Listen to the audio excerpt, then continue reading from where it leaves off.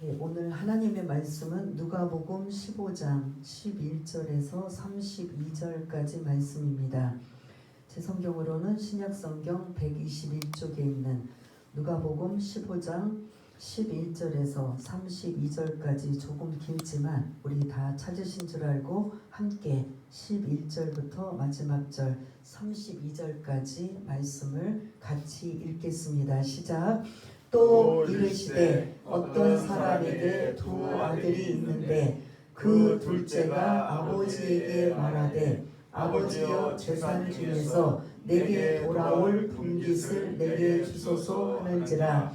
아버지가 그 살림을 각각 나눠 주었더니 그 며칠이 안 되어 둘째 아들이 재물을 다 모아가지고 먼 나라에 가 거기서 허랑방탕하여 그 재산을 낭비하더니 다 없앤 후 그 나라에 크게 흉년이 들어 그가 비로소 궁핍한지라.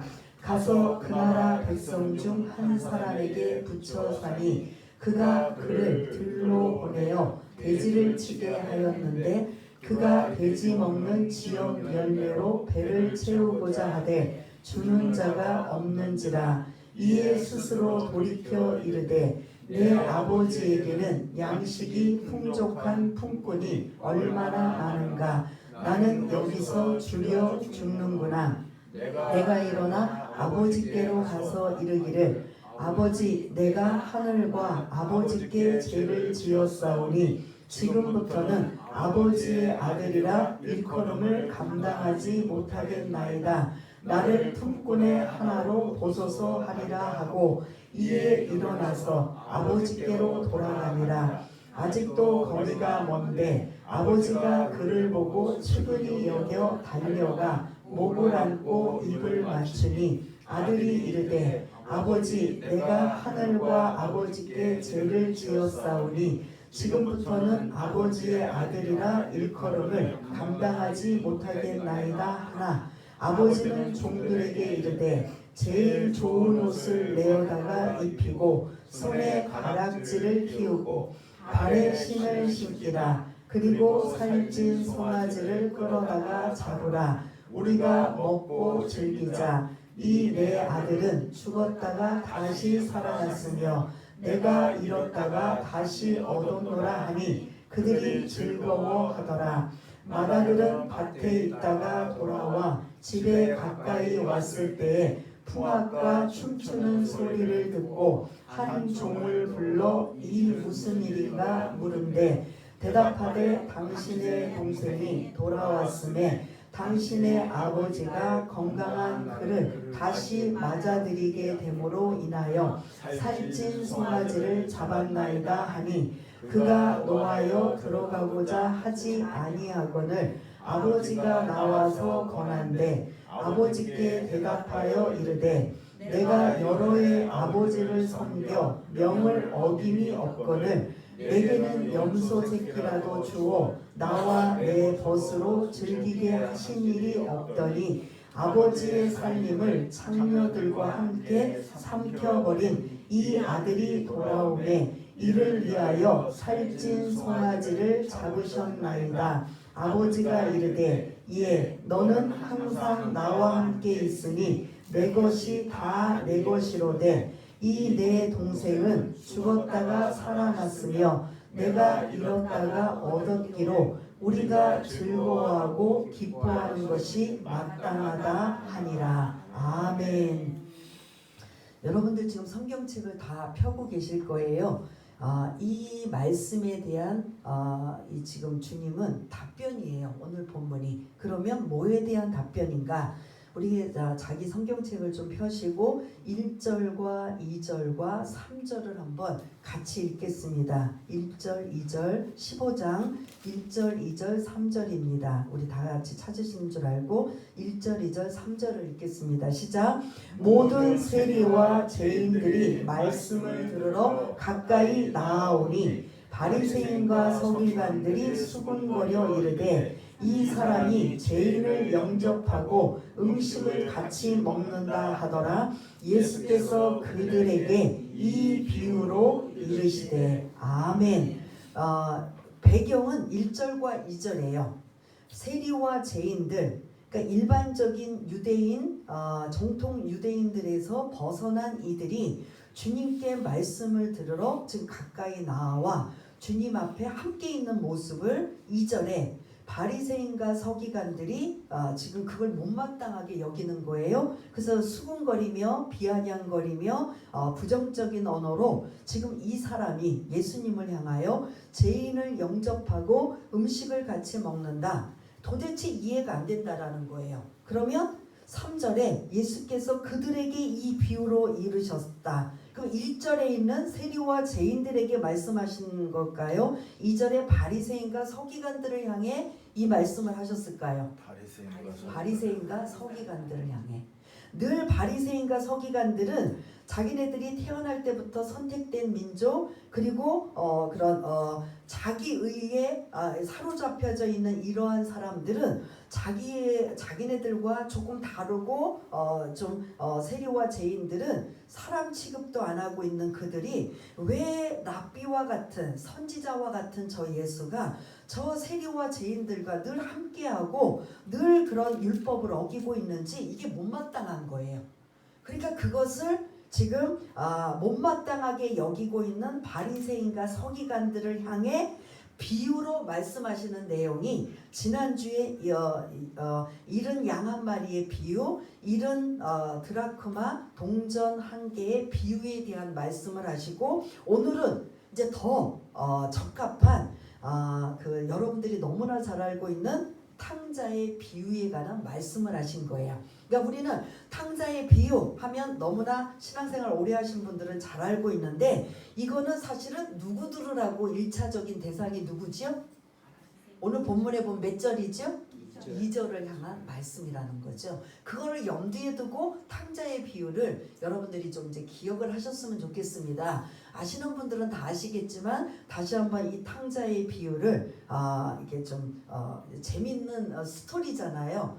이 11절부터 32절에 등장하는 인물이 아버지와 누구죠? 두 아들, 큰아들과 작은아들, 두 아들의 내용이에요. 어느 날 작은아들이 아버지에게 유산을 달라고 하는 거예요. 아버지, 내게 주실 유산을 달라. 말 그대로 유산은 언제 받아야 되는 거예요? 아버지가 돌아가신 후에 받아야 될 유산을 미리 땡겨서 달라라는 소리예요. 그러면 이 아들은 한마디로 망나니 같은 아들이에요. 그래서 내가 좀 이 집을 벗어나서 이 자금을 가지고 내가 좀 한번 성공해 보겠다라는 이러한 그런 생각을 가지고 아버지에게 우리도 이 유산을 아버지가 돌아가신 다음에 받아야 되는 걸 미리 달라고 하는, 이게 말도 안 되는 일인데, 이 성경에 등장하고 있는 유대적인 상황은 이거는 돌에 맞아 죽을 망나니 같은 아들인 거예요. 그런데 아버지는 어떻게 한다? 이 아들에게 몫을 주는 거예요. 그러니까 아들이 둘이면 재산을 어떻게 하냐면 큰아들에게는 몇 배를 준다고요? 2배를 줘요. 집안의 책임이고 부모를 모시고 하는 이런 거 있어서 장남에게는 2배를 주고, 그 다음에 작은 아들은 거기에 이제 1배를 받는데, 그렇게 되면 예를 들어 작은 아들은 몇 분의 1을 받는 걸까요? 3분의 1을 받는 거예요. 그리고 장남은 어떻게 한다? 3분의 2를 받는 거예요. 근데 이 작은 아들, 이 망나니 같은 작은 아들이 유산을 달라고 할 때 작은 아들만 준 게 아니라 각각 누구에게도 줬다? 큰 아들까지 준 거예요. 그러면 아버지 재산이 있어요, 없어요? 아버지가 가지고 있는 재산을 3분의 1은 둘째 아들, 작은 아들에게 주고, 나머지 3분의 2는 큰 아들 몫으로 각각 이제 완전히 구분하여 준 이 상황에, 작은 아들이 그 당시에는 지금처럼 뭐 통장이나 뭐 카드나 뭐 이런 현금화가 아니라 대체적으로 뭐냐면 가축이나 땅이란 말이에요. 근데 그거를 먼 나라로 가기 위해서 그걸 들고 갈 수가 없잖아요. 그러니까 어떻게 하든 막 그냥 싼 값이라도 해서 돈으로 마련할 수 있는 것들은 다 헐값으로라도 해결해서 먼 나라에 가지고 갔지만, 이 망나니 아들은 그거 가지고 잘 이룬 것이 아니라 곧바로 뭐 어떤 단어가 나오죠? 방탕하여 다 날렸다는 거죠. 그래서 거짓 신세가 된 거예요. 한 푼도 없는 거예요. 내 고향이나 내 나라에 있으면 그래도 괜찮은데 먼 나라 이방 땅 자기 나라하고 상관없는 그곳에서 거짓 신세가 되다 보니까 당장 거지가 되면 뭐가 해결이 돼야 돼요? 먹는 거죠. 끼니 해결한 거죠. 그 끼니 해결을 하기 위해서 어디 갔다? 돼지를 치는 이러한 곳에 가서 일을 하는데 먹을 게 없어서 돼지가 먹는 지엄 열매를 먹었는데도 이게 양이 안 차는 거예요. 그러니까 늘 배가 고픈 상황에 힘든 일을 하고 있는 이 상황에 더 설상가상으로 그 해는 어떤 해냐면 흉년이에요. 그래도 그냥 풍년이 있으면 뭐 이렇게 지나가다가 뭐 이게 먹을 거라도 있는데 이거는 흉년이다 보니까 먹을 것도 없는 데다가 이 지엄 열매도 실컷이라도 배부르게 먹으면 되는데 이것도 못 먹는 상황이다 보니까 그때서야 17절에 보니까 이에 돌이켜라고 스스로 돌이켜 그때서야 제정신이 돌아온 거죠. 뭐가 그리운 거죠? 예? 어떻게 하면 성공할까? 어떻게 하면 내가 이렇게 아버지한테 유산까지 받아가지고 와서 내가 어떻게 하면 다시 일어났을까? 이게 아니라 근본적으로 아버지 집이 그리워지고 아버지 품에 있는 것이 가장 바람직하다라는 걸 그때서야 제 정신이 돌아와서 어떻게 한다? 제 정신이 돌아오다 보니까 이제 어떤 생각? 아버지께로 돌아가야 되겠다. 근데 돌아가려고 보니까 최소한의 양심이 있어서 아버지의 아들로는 자격이 없다라는 거예요. 그럼 뭐예요? 아버지 집에 먹을 것이 풍족한 이런 상황에 내가 아버지 집으로 가서 아들로서의 자격은 아니고 품꾼으로라도 받아주면 좋겠다라는 그 마음을 가지고 무거운 마음을 가지고 아버지 집으로 지금 향해 가는 거예요. 받아줄지 안 받아줄지 그거는 아무도 몰라요. 그렇게 무겁게 터덕터덕 아버지 집을 향해 가고 있는데 늘 마을 동네 어귀에서 아버지가 매일 나와 있는 거예요. 이 아들이 이제나 저제나 돌아올까. 저 멀리 그 아들이 아주 그냥 그지꼴을 하고 하는 그 아들이 그래도 멀리서 보면 아버지는 자기 아들을 알아보는 거죠. 그 아들에게 달려가서 아들이 달려오는 게 아니라 아버지가 그 아들에게 달려가서 끌어안고 입을 맞추며 잘 왔다 뭐 묻지도 따지지도 않고 근데 이제 이 아들은 변명해야 되잖아요. 아버지 뭐 이렇게 해야 되는데 아버지는 들을 필요가 없는 거예요. 뭐가 중요한 거예요? 돌아온 것만 중요한 거예요. 그래서 종들에게 아마 이 아버지가 뛸 때 종들도 같이 뛰었나 봐요. 그러니까 종들에게 바로 집에 들어가기도 전에 빨리 이 아들에게 제일 좋은 옷을 입혀라. 그리고 가락지를 끼워라. 그 다음 뭐죠? 아니 그 다음 뭐죠? 신발을 신겨라. 그 당시 노예들은 신을 안 신었거든요. 우리나라처럼 사계절이 있거나 뭐하면 노예라도 하인이라도 신발을 신는데 거기는 뭐 늘 따뜻한 나라고 뭐 사막이고 모래되니까 보니까 노예들은 거의 신발을 안 신는다고 볼 수가 있는데 그 아들이 왔는데 맨발로 그렇게 거지꼴로 돼지 움막에 그 냄새 나는 그런 흉한 몰골로 왔지만 종에게 제일 좋은 옷을 입히고 가락지를 끼우고 신을 신겨라. 이건 뭐냐면 내 아들로 다시 원상복귀가 되겠다라는 소리예요. 거기다가 또 뭐냐면 조금 전에 또 뭐 했죠? 이제는 그것으로 만족한 게 아니라 내 아들이 살아 돌아왔기 때문에 뭐 하자? 잔치를 벌리자. 그래서 잔치는 앞에 뭐를 잡았어요? 살찐 송아지.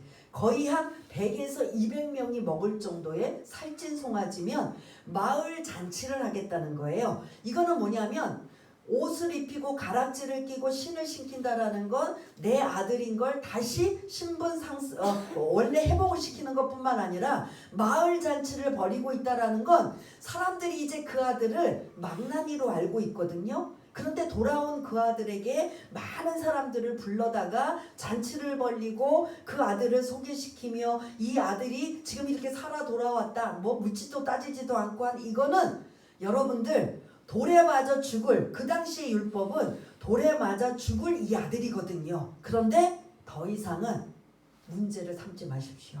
더 이상 아무 말 하지 마십시오. 내가 내 아들로 회복시키고 내가 내 아들로 사랑하고 품어준다는데 여러분 친척이나 일가나 누구라 할지라도 이 아들은 어느 누구도 손가락질하지 말고 어느 누구도 딴소리 하지 마십시오. 그냥 내 아들입니다. 이게 그 살찐 송아지를 잡아서 지금 잔치를 벌이고 있어요. 아버지는 뭐냐면 긍휼히 여기는 마음, 그리고 아들이 죽었다가 살아 돌아왔다라는 이 마음 하나로 그냥 있는 것 다 잔치로 지금 이렇게 풍성하게 잔치를 베풀고 기뻐하며 즐거워하자. 이게 지금 아버지의 마음이에요.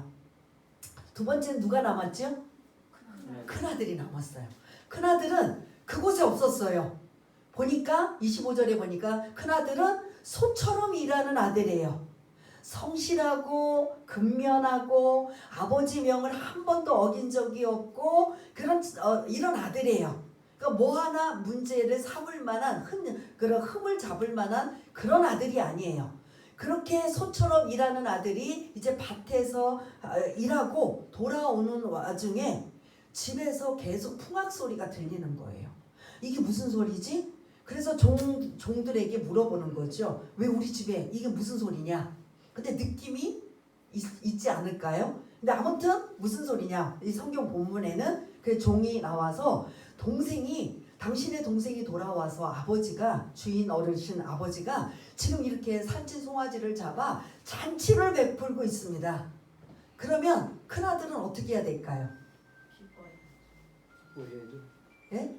기뻐해야 되는데 시비지. 근데 큰아들이 화가 확 치밀어 올라온 거예요. 안 들어가요. 들어가질 않아요. 들어가질 않고 막 씩씩거리고 분노하고 막 이걸 뭐 감정을 어떻게 할 수가 없는 거예요. 그랬더니 아버지가 나와요. 아버지가 나와서 얘야 동생이 왔어 들어가자. 그런데 막 그냥 아버지에게 한 번도 해본 적이 없는 거역해본 적이 없는 그 아들 큰아들이 아버지는 나와 내 친구들을 위해 염소 새끼 한 마리라도 잡아준 적 있습니까? 이 허랑방탕하고 이 그냥 다 소비하고 한 이 아들에게는 이렇게 살찐 송아지를 잡아주고 어떻게 나한테는 이런 대접을 할 수 있습니까? 이 좀 아버지한테 막 따지는 거예요. 왜 그랬을까요? 여러분들은 마음이 온유하고 해서 아이고 반가워해야지 조금 전에 말씀하셨는데 왜 이 큰아들은 이렇게 막 분노할까요? 왜요? 자기 혼자 일하니까. 자기 건데요. 이제는 완전히 구분이 됐는데요. 동생 모가지는 떼어주고 이제 완전히 자기 건데요. 왜 이렇게 화가 났을까요? 자기 재산 가지고 큰아들 재산 가지고. 남자들은 잘하시네요. 거의 지금 남자분들이 대답을 했는데 맞아요. 일단은 이게 이제 각각 유산을 나누었다 그랬잖아요. 아버지는 살아계셔서 아직 아버지의 그런 영향력은 있지만 실질적으로 이제 누구의 재산인 거예요? 아니 이쁘지도 않는 늘 꼴배기 싫고 망나니 같은 저 동생이 이젠 돌아와서 누구 재산을 축내고 있는 거예요? 자기 손익계산을 지금 하고 있는 거예요. 그러다 보니 누구 살찐 송아지예요? 네?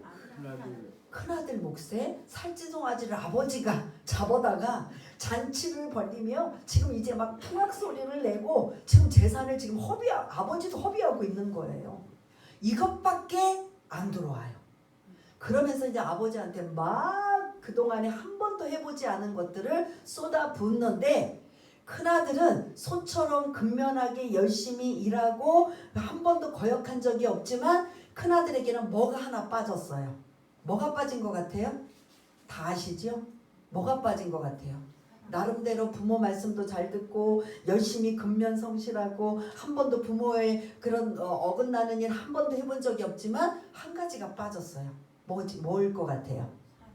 그렇죠. 동생에 대한 사랑이 없는 거예요. 그냥 내 거 계산하고 그는 그냥 갔으니까 이제 영원히 없어지기를 바라는 거죠. 그러나 아버지 마음은 그게 아닌 거죠. 얘야 죽었다가 살아온 동생 아니니? 잃어버렸다가 다시 찾은 동생 아니니? 그러니 이 아들을 위해 잔치를 베푸는 게 마땅하지 않니? 그런데 그 다음부터 이제 이 큰아들의 감정과 그 다음에 반응은 없어요. 그건 이제 물음표예요.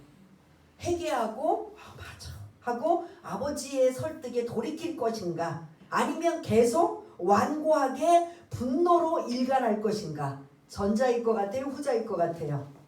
예? 정답은 없지만 어떤 걸 것 같아요? 오늘 이 맏아들, 큰아들과 작은아들이 1절과 2절의 대상들이라는 거예요. 작은아들은 누굴 것 같아요? 1절에 세리와 죄인들이에요. 그들이 주께로 돌아와 말씀을 사모하며 은혜 받으려고 구원 받으려고 하는 그들을 누가 지적하고 책망하고 비난해요? 바리새인과 서기관들은 누구일 것 같아요? 큰아들의 모습인 거죠.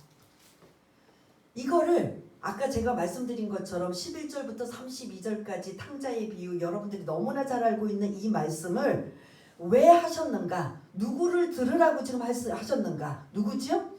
2절에 바리새인과 서기관들. 너희들은 큰아들과 같다라는 소리지요. 너희들은 나름대로 율법을 지킨다 그러고 안식일을 지킨다 그러고 뭐 금식도 하고 어떻게 하든 하나님 뜻대로 산다고 하지만 정작 빠져있는 건 뭐다? 사랑이 없다라는 거죠. 언제든지 끌어안을 수 있는 너그러운 마음, 아버지의 마음이 없다라는 거죠. 아버지의 마음은 어떠냐면 늘 이 집 나간 망나니 같은 작은 아들이 떠난 이후부터 한 번도 편한 적이 없어요. 언제 편해질까요? 그 거지 같은 몰골이지만 돌아올 때 이제 안도가 되고, 그때는 사실은 살아있어도 산 게 아니라 죽어있는 아들과 같은 모습으로 이 아들은 죽었다가 다시 살아왔다라는 표현을 쓸 정도로, 2번이나 쓸 정도로 아버지의 마음이 담겨져 있다라는 거죠. 그러면 큰아들이 정말 이 아버지가 바라는 건 아버지 마음을 늘 살펴보는 거죠. 이 작은 아들이 유산을 챙겨가지고 6개월인지 1년인지 아니면 얼마 정도인지는 모르지만 큰아들이 아버지에게 정말 효도하는 마음이고 사랑하는 마음이면 아버지의 마음이 편치 않다라는 걸 느낄 수 있을까요? 없을까요? 예? 느낄 수 있죠. 그러면 진짜 이 큰아들이 아버지와 같은 사랑의 마음을 가졌다면, 아버지가 늘 이렇게 동생을 위해서 그냥 노심초사하고 늘 동네 어귀에 나가 계시고 마음을 쓰고 계시는데, 제가 그러면 당분간 우리 집에 종들도 많고 부리는 사람도 많으니까 제가 한번 수소문을 좀 해보고 동생을 좀 한번 찾아볼게요. 이게 사실은 아버지의 마음인 거죠. 아니면 그렇게까지는 아니더라도 아버지 그래도 돌아오겠지요. 뭐 재산이야 뭐 잃어버리면 뭐 탕진하고 오면 탕진하는 건 그건 중요한 게 아니고 돌아올 거예요. 아버지 걱정하지 마세요. 이런 부분이 큰아들에게 있었나요? 없었나요? 예? 없었다는 거죠. 그냥 안 오기를 바라는 거죠. 차라리 아버지의 표현대로 어디 나가서 죽어가지고 이제 다시는 이 집에 안 돌아오기를 바라는 게 큰아들의 마음이었을지도 몰라요. 그러나 아버지 마음은 큰아들이 그렇게 성실하고 근면하고 그리고 아버지 명을 한 번도 어긴 적이 없고 나름대로 착하고 다른 건 다 가져 있는데 중요한 진짜 알맹이 뭐가 빠졌다? 아버지와 같은 사랑의 마음, 동생을 사랑하는 그 마음이 빠져 있다라는 게 이게 문제죠.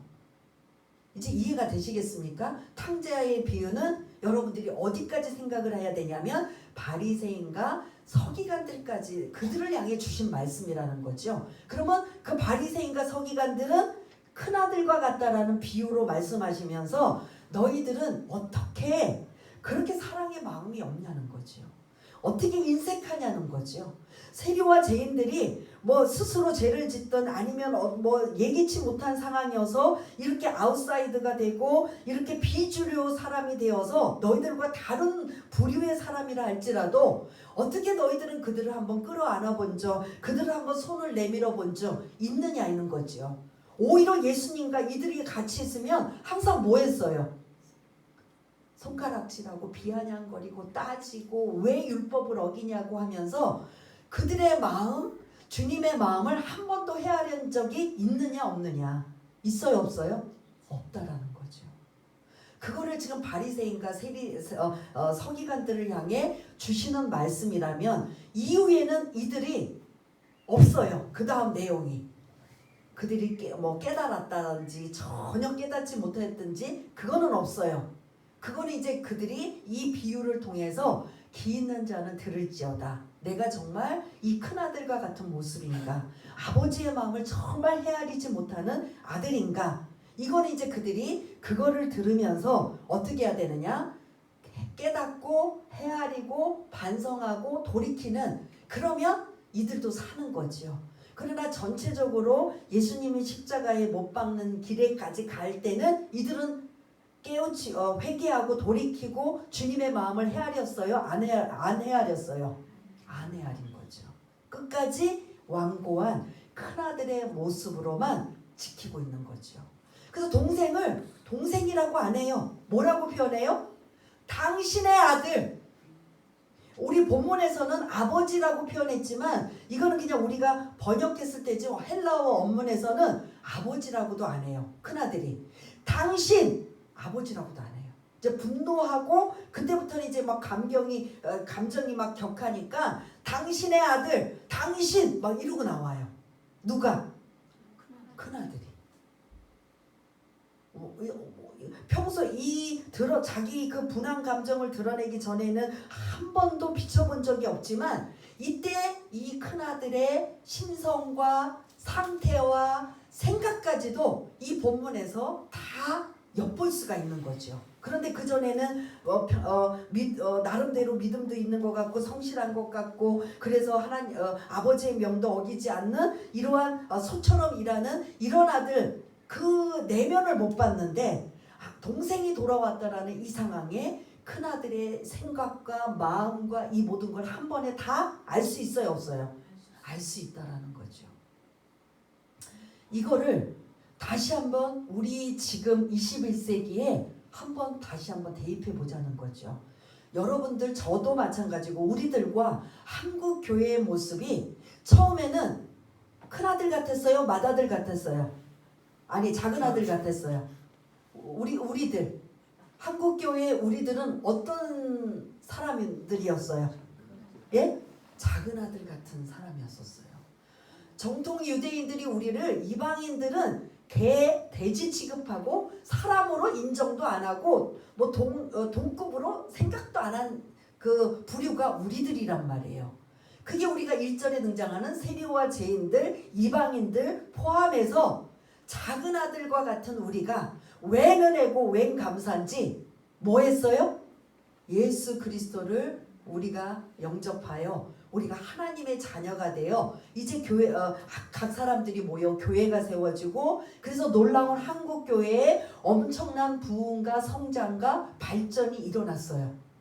그런데 지금 우리는 어떻게 할까요? 세상 사람들이 우리를 볼 때는 큰 아들의 모습일까요? 작은 아들의 모습일까요? 작은 아들은 앞에 부분은 엄청 망난이고 엉망이었어요. 그런데 후반부가 잘 되었어요. 어떻게 했죠? 돌이키고 회개하고 그 다음에 뭐 했어요? 아버지 집으로 돌아왔어요. 큰아들은 그냥 보기에는 모범적이고 바르고 성실하고 뭐 하나 흠잡을 게 없는데 정말 빠져있는 사랑이 없는 거예요. 지금 한국교회의 모습, 우리들도 포함되어 있는 한국교회의 모습이 어떤 모습인가? 작은 아들처럼 전혀 구원받을 대상이 아니었던 우리가 웬은혜고 웬감사인지 예수 믿고 구원받아 하나님의 자녀가 되고 이 땅에 복음이 들어와 엄청난 폭발적인 하나님의 은혜와 능력을 받아 그 뭐 전 세계에 몇 개 안 될 정도의 엄청난 대형교회도 생겨지고 엄청난 유명한 목사님들이나 뭐 엄청난 많은 성도들이 모여서 신앙생활하는데 지금 그런 모습인데 세상 사람들은 우리를 향해 그래 우리도 그 교회를 닮아야 돼 본받아야 돼 그렇게 하나요? 예? 어떻게 해요? 우리가 언제부턴가 뭘로 바뀌었어요? 큰아들로 바뀌었어요. 내 신앙, 내 거, 우리끼리. 그래서 소외되고 그리고 그냥 우리의 도움의 손길이 필요한 사람들에게 어느 순간부터 외면하고 그들보다는 그냥 우리끼리 우리만 우리 이래서 이렇게만 신앙생활하는 교회와 우리들의 모습은 아닌지 한번 이 탕자의 비유를 통해서 생각해 봐야 된다라는 거죠. 더 또 깊이 들어가서는 교회 안에서 두 부류예요. 작은 아들과 같은 모습 늘 보면은 막 그냥 신앙생활이 늘 걱정이 되고 염려되는 모습인데 어느 순간 회개하고 돌이켜서 하나님의 은혜가 임하는 부류가 있지만 늘 모범생이고 늘 성실하고 늘 정말 이분은 정말 그냥 KS 마크야 라고 할 정도의 그런 큰아들이 어느 순간 한번 폭발을 하고 터뜨려 가지고 믿음 있는 모습이 아니라 믿음 없는 모습을 드러낸다면 이게 저도 여러분도 큰아들과 같은 모습이 아닐까 생각해 봐야 된다라는 거죠. 우리가 다시 한번 우리는 처음에 어떤 존재였다고요? 둘째 아들과 같은 존재였어요. 그런데 그 둘째 아들이 이제 시간이 오래되고 자리를 잡고 하나님의 사랑을 받고 교회가 형성이 되고 이렇게 엄청난 이제 일들이 우리가 교회 안에서 신앙생활하면서 이제 뭘로 바뀌어졌다? 큰아들로 바뀌어지는 거예요. 여기서 우리가 조심해야 되는 거죠. 나는 과연 주님이 나를 사랑해 주셨고 주님의 그 긍휼함과 그 사랑으로 내가 은혜 받고 자녀되고 지금 이렇게 살고 있는데 나는 받는 건 열심히 하나님의 사랑을 받아요. 하나님은 늘 주셔요. 늘 끊임없이 베풀어 주시고 은혜를 주시는데 나는 큰아들처럼 인색하고 메마르고 계산하고 사랑이 없는 나의 모습 우리의 모습은 아닌가. 이게 우리들의 숙제라는 것을 오늘 이 탕자의 비유를 통해서 생각해 보았으면 좋겠습니다. 우리는 탕자의 비유 작은 아들 망나니 큰아들 모범생 그래서 큰아들이 얼마나 힘들었으면 저 동생을 못 받아들일까 우리는 이렇게까지 어떻게 보면 한 반 정도만 알고 있는데 나는 그럼 어디냐는 거죠. 나는 어떤 아들에 속하냐는 거죠. 나는 아직도 지금 둘째 아들에 속해서 방황하고 방탕하고 여전히 지금 주님 보시기에 인정 못 받고 있는 내 마음대로 내가 주인이고 여전히 하나님의 자녀라고 하면서도 나는 내가 주인이고 내 힘대로 살려고 그러고 내 노력으로 살고 있는 이러한 모습으로 내가 있는가. 근데 하나님은 그럼에도 불구하고 우리를 두 팔 벌려 뭐하고 계셔요? 기다리고 계시는 거예요. 교회 안에서도 마찬가지예요. 여전히 신앙생활 하는 것 같지만 명색이 그리스도인이지만 정말 주 안을 들여다보면 여전히 나는 여러 가지로 둘째 아들과 같은 이러한 모습이 나에게 있진 않는가. 또 한 부류는 큰아들처럼 나름대로 성실하게 여러 가지 기도하며 찬양하며 예배드리며 하는 이런 것들을 갖춰져 있는데 진짜 메마르고 공고하고 삭막한 어느 순간 포용하고 감싸 안아줄 사랑의 마음이 나에게 있는가. 이게 그러니까 여러분들이 잘 생각해서 내가 둘째 아들 같으면 빨리 돌아오는 게 상책이시고 은혜고 큰아들과 같은 상황이면 그 사랑의 마음을 다시 한번 하나님과 점검해 보아서 드러내고 나타나고 품어 안아줄 수 있는 그 마음이 변하여 새로워질 수 있는 이것이라면 하나님은 이 탕자의 비유에서 어떠냐? 깨닫는 너희들 정말 잘했구나.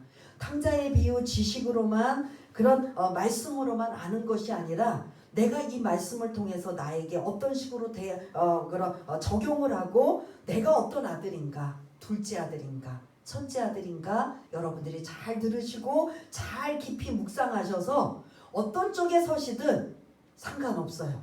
주님의 마음만 다시 돌이키고 그 주님은 큰 아들이든 작은 아들은 상관없이 품어 안아주시고 기다려주시고 그들이 돌아오기만 한다면 다 사랑하는 그런 마음이 주님의 마음, 아버지의 마음이라는 걸 잊지 마시기를 바라겠습니다. 그래서 내가 아직 사랑이 부족합니다라고 하면 그 사랑을 더 채우기 위해서 하나님 앞에 기도하시길 바라겠고, 아직도 내 힘으로 살아보겠다고 돼지 움막에서 그렇게 고생하면서도 여전히 깨닫지 못하는 상황에 있다면 이 스스로 돌이켜 제정신이 돌아와 아버지 품, 아버지 집, 아버지와 함께하는 것이 얼마나 큰 복인가를 여러분들이 스스로 깨닫고 돌이켜서 빨리 큰아들도 작은아들도 다 하나님의 마음에 흡족한 저와 여러분 모두가 다 되시기를 바라겠습니다. 이 시간 우리 한번 말씀을 들은 것을 묵상하시면서 또 기도하시면서 다짐하면서 한번 기도하는 시간을 갖겠습니다. 하나님 아버지, 탕자의 비유는 교회에 오래 다닌 사람 치고 모르는 사람 아무도 없습니다. 둘째 아들 이야기, 큰아들 이야기, 그리고 아버지의 마음, 이 모든 것들을 우리가 지식으로 알고 있지만 우리가 진짜로 나는 어떤 아들에 속하고 있는가, 여전히 방황하고 여전히 내 힘으로 해보겠다고 하고 여전히 세상 가운데 돼지 움막 같은 세상을 살아가면서 여전히 깨닫지 못하고 있는가, 완전히 밑바닥에 가서야 먹는 것도 해결하지 못하여 돼지가 먹는 지역연배를 먹으며 날마다 줄임배를 움켜쥐며 그가 스스로 돌이켜 제정신이 돌아와 아버지 집에는 풍족한 품꾼이 많은데 내가 여기서 왜 이 짓을 하고 있는가, 내가 아버지 아들로 받을 만한 자격은 없지만 품꾼이라도 써주신다면 내가 아버지께로 돌아가리라. 이런 둘째 아들 같은 상황이라면 빨리 돌이켜 아버지께로 돌아온다면 아버지는 언제나 그 아들을 기다리고 또 기다리며 마음 졸이고 있는 그 측은히 여기는 마음, 긍휼을 베풀어 주시는 그 마음을 오늘 본문의 말씀을 통해 날마다 두 팔 벌려 우리를 향해 끌어안아 주시는 그 아버지의 마음을 기억하게 하여 주시옵소서. 그것이 사는 길이고 그것이 행복의 길이고 그것에 복받는 길임을 다시 한번 깨닫게 하여 주시옵소서. 또한 큰아들은 아버지 하나님 나름대로 성실하고 모범적이고 예의 바르고 아버지 명을 한 번도 거른 적 없는 아들이지만 결정적인 순간에 그 동생을 사랑하지 않았고 그것 때문에 오히려 분노하고 아버지에게 대들고 아버지에게 원망하고 있는 큰아들의 모습이 우리들의 모습은 아닌가.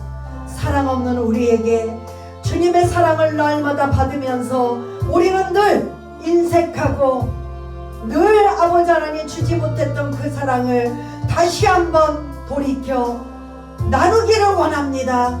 전하기를 원합니다. 드러내기를 원합니다.